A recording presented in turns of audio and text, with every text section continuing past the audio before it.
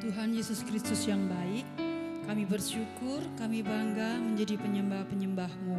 Terima kasih bawalah hidup kami Tuhan untuk lebih dekat kepada Engkau. Terima kasih ya Tuhan, biarlah Engkau pimpin kami Tuhan, ibadah pagi hari ini sampai selesai. Di dalam nama Tuhan Yesus Kristus, haleluya, amin. Ya Tuhanku, aku hendak bernyanyi bagimu selama aku hidup. Ya Allahku,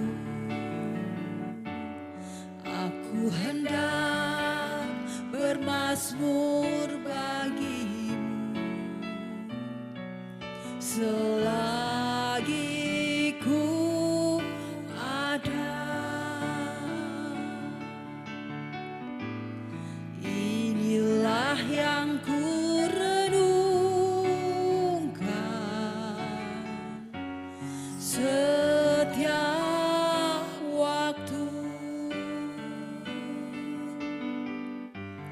Nyanyian pujian dan pengagungan kepadamu.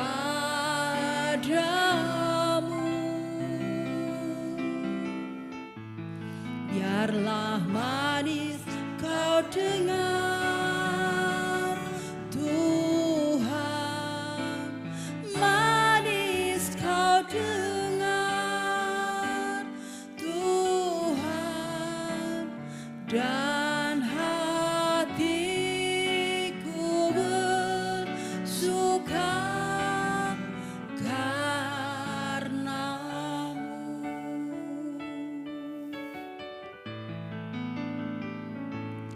Ya Tuhanku, aku hendak bernyanyi bagimu selama aku hidup. Ya Allahku, aku hendak bermazmur bagimu selagi ku ada. Inilah yang ku renungkan setiap waktu. Nyanyian pujian dan pengagungan kepadamu.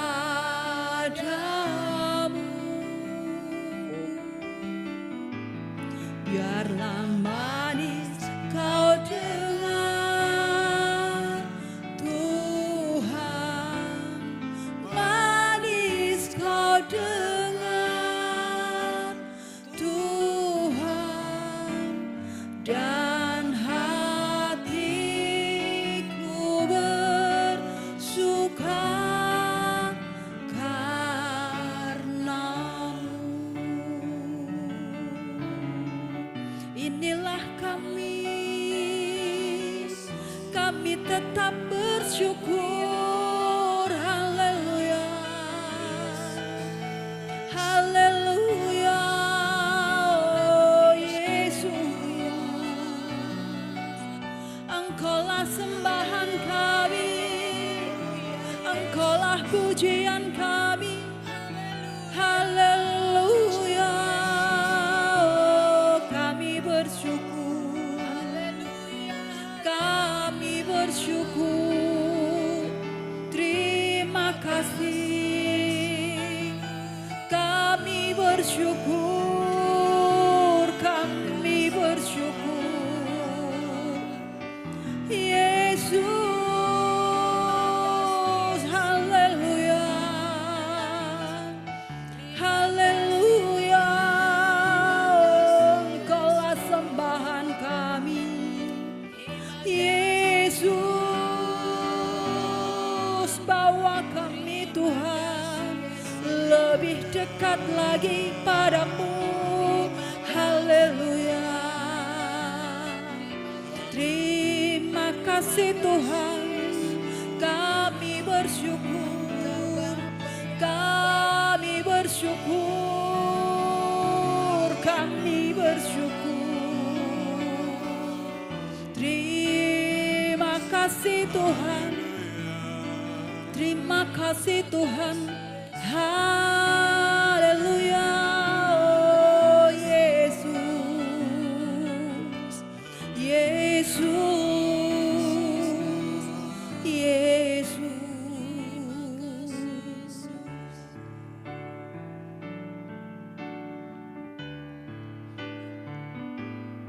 Inilah yang ku renungkan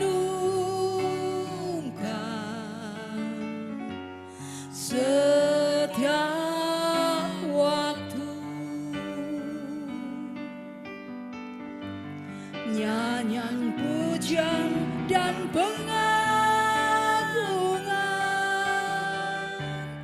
kepadamu.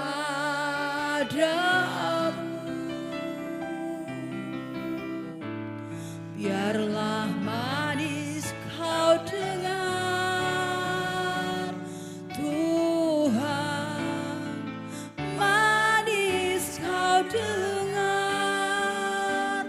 Tuhan, dan hatiku bersuka karena-Mu.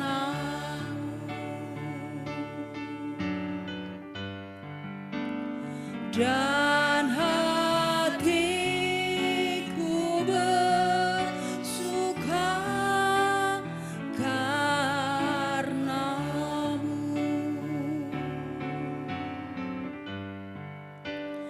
Dan hatiku bersuka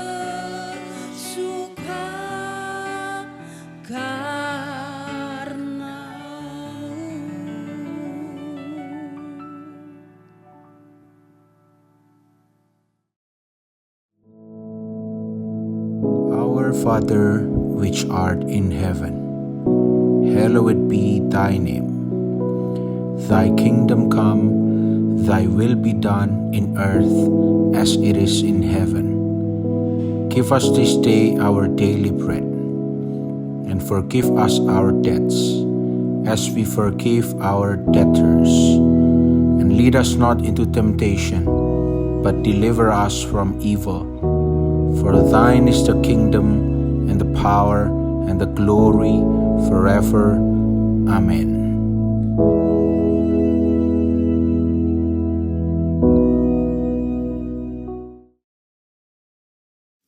Salam, selamat pagi saudaraku yang dikasihi Tuhan.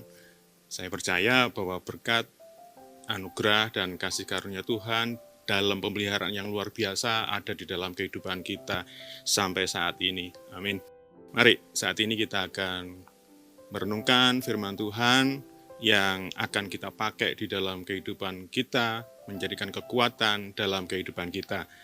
Sebuah ayat yang akan kita renungkan pada pagi hari ini, kita ambil dari Amsal 23 ayat yang ke-18, yang demikian bunyi firman Tuhan, karena masa depan sungguh ada, dan harapanmu tidak akan hilang.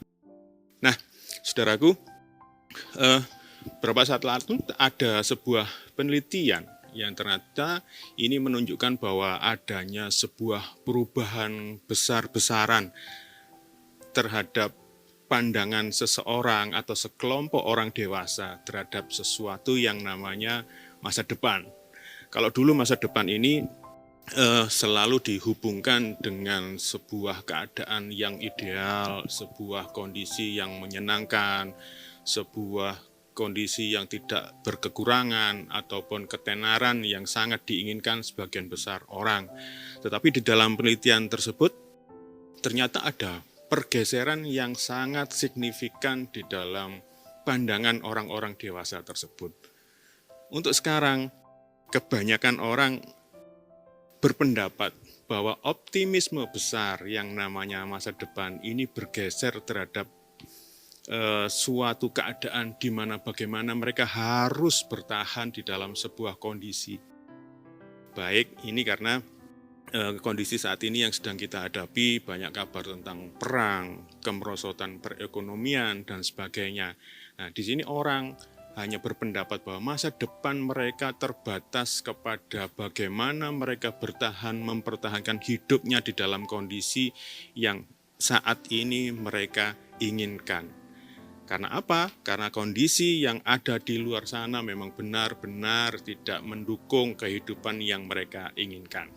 Garis besarnya bahwa kalau dulu sebuah masa depan ini dimaknai sebagai tentang kemewahan, tentang ketenaran, tentang segala keadaan di mana mereka mendapatkan semua yang mereka inginkan. Sekarang hanya terbatas kepada rasa aman di mana mereka tidak jatuh miskin, di mana mereka tidak sakit atau mereka tidak terisolasi.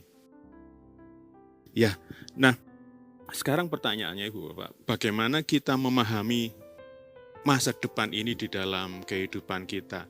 Untuk memahami lebih lanjut, saya pikir kita harus lebih dalam lagi menggali tentang apa yang difirmankan Tuhan di dalam kehidupan kita. Kita akan coba menguliknya dari sisi kata harapan. Nah, kata harapan ini Bapak, kalau di dalam literasi Ibrani pada waktu itu, ini dimaknai sebagai suatu ikatan atau bisa diartikan sebagai sebuah tali, di mana tali inilah yang mengikatkan arah kehidupan kita kepada sebuah keadaan di mana Tuhan sudah janjikan di dalam kehidupan kita. Asal katanya adalah kalau kita belajar harapan ini dituliskan di dalam Alkitab sebagai tikhwah, atau dari bahasa dasarnya atau kata dasarnya adalah khafah, di mana ini diartikan sebuah tali di mana mengikat sesuatu dengan kuat dan terjalin dengan kuat. Ini juga dipakai pada saat Rahab mengikatkan tali merah kirmisi di jendela rumah sehingga semua keluarga dan Rahab ini mendapatkan keselamatan sesuai dengan janji dari 2 orang pengintai yang telah ditolongnya. Nah, Ibu Bapak yang dikasihi Tuhan dan saudaraku, ada suatu analogi yang mungkin bisa membantu perenungan kita pada saat ini. Kalau kita pernah memperhatikan bagaimana seorang atlet panjat tebing tentu menggunakan sebuah alat pengaman yang namanya tali. Nah, apa jadinya kalau seorang atlet ini tidak mengikatkan hidupnya atau tubuhnya dengan benar dengan tali tersebut? Resikonya pasti jatuh. Yang kedua, atau dia bahkan mungkin kalah. Karena apa? Dia tidak terikat dengan erat tujuan saat dia memanjat tebing itu. Nah, sekarang kehidupan kita, apa yang mengikatkan diri kita pada kondisi-kondisi yang ada di sekitar kita sekarang? Apakah kita seperti dunia, terikat pada jabatan?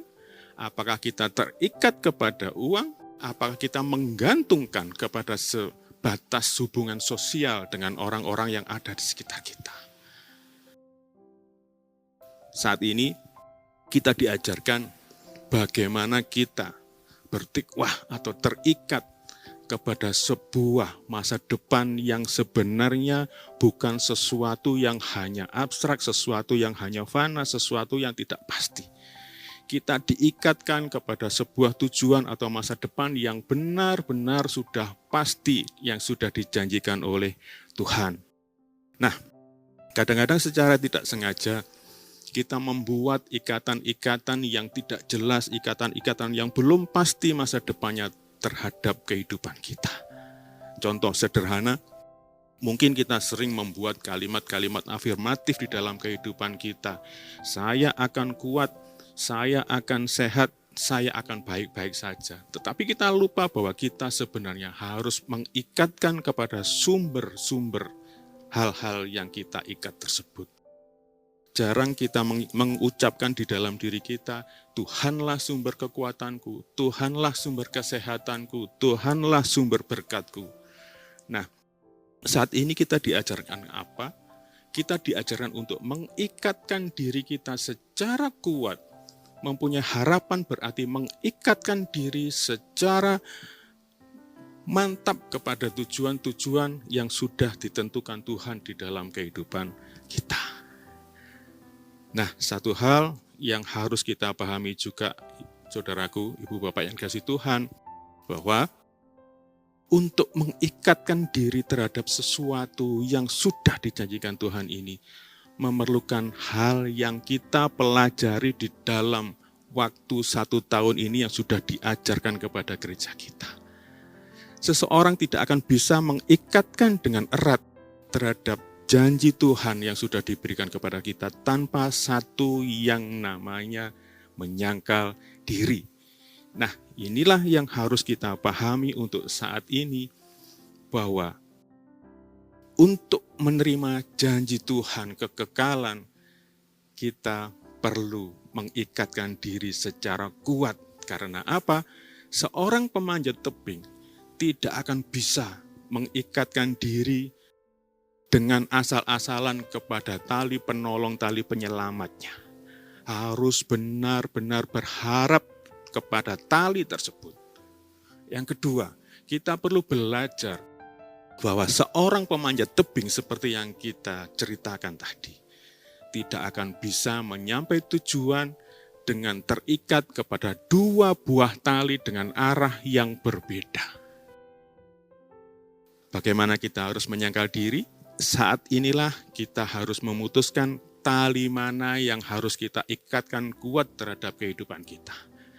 Tali duniawi yang kita harapkan uang bisa menolong, jabatan bisa menolong, orang lain bisa menolong, jaringan sosial kita bisa menolong, atau kita memilih tali yang sudah benar-benar nyata, harapan yang sudah benar-benar pasti diberikan kepada kita.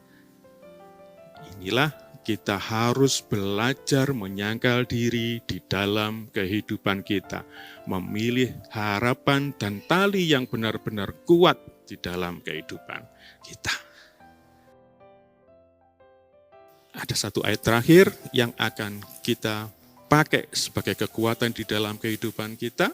Di dalam Yeremia 17, di situ dikatakan, terkutuklah orang yang mengandalkan manusia, yang mengandalkan kekuatannya sendiri, yang hatinya menjauh dari Tuhan.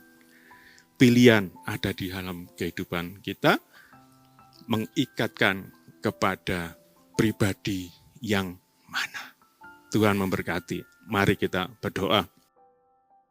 Bapa Surgawi, kami mengucap syukur kesempatan merenungkan firman dan memahami kehendak-Mu atas kehidupan kami saat ini ya Bapa. Kami percaya kekuatan, ikatan yang sudah Tuhan berikan tidak akan diputuskan. Kami percaya kami mempunyai harapan yang benar. Kami percaya mempunyai masa depan yang sudah pasti, yang sudah Tuhan janjikan di dalam kehidupan kami.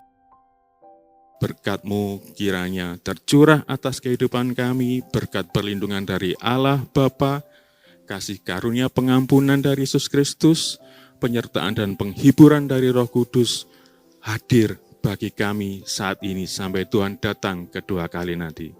Haleluya. Amin.